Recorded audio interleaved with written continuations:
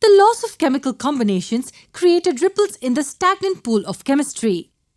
They enabled scientists to carry out various experiments that helped in forming strong foundations in chemistry. However, the laws still needed experimental evidences and proofs. Only then would they be accepted. It was around the first decade of the 19th century that a chemist and a physicist from England named John Dalton was successful in answering many questions. He proposed a theory which was then known as the Dalton's atomic theory. With this theory, many concepts regarding matter, composition of matter, atoms, and even combinations of atoms resulting in compounds were better understood. Okay, let's first take a very quick look at the 6 major postulates of his theory. First, he said that all matter is made up of very tiny particles called atoms. Secondly, he suggested that atoms are indivisible particles which cannot be created or destroyed in a chemical reaction. Third postulate was, atoms of a given element are identical in mass and chemical properties. Similarly, fourth postulate was that atoms of different elements have different masses and chemical properties. Fifth postulate stated that atoms combine in a ratio of small whole numbers to form compounds. And lastly, the relative number and kinds of atoms are constant in a given compound. I know I just rattled off the postulates. Don't worry, let us now understand each postulate one by one by taking the same example of elements A and B giving rise to compound C. The first point stated that all matter is made up of very tiny particles called atoms. It means that when we go on dividing matter into smaller and smaller sections, what we get at the end is atoms. So can we say that elements A and B are made up of atoms? Yes, in fact, compound C is also made up of atoms that have combined together. So the first postulate was very easy to understand. The second postulate was that atoms are indivisible particles which cannot be created or destroyed in a chemical reaction.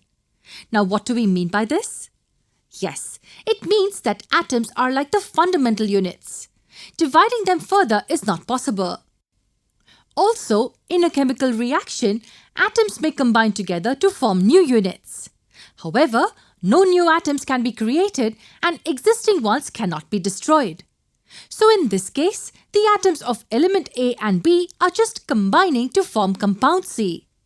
So can we say that no new atoms are formed in this case? Yes, and similarly, no atom is destroyed. Let's move on to the third one now. The third postulate states that atoms of a given element are identical in mass and chemical properties.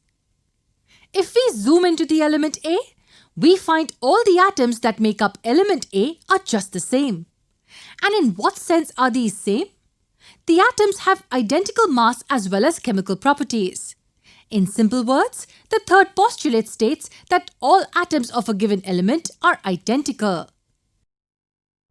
And does this explain the fourth postulate too? Yes. The fourth postulate states that atoms of different elements have different masses and chemical properties. So are we able to notice that atoms in element A are different from those in element B? Absolutely. And in what sense are they different? Atoms in element A and B have different masses and even different chemical properties. In simple words, it states that atoms of different elements are different. The fifth postulate states that atoms combine in a ratio of small whole numbers to form compounds. Now, what do we mean by this?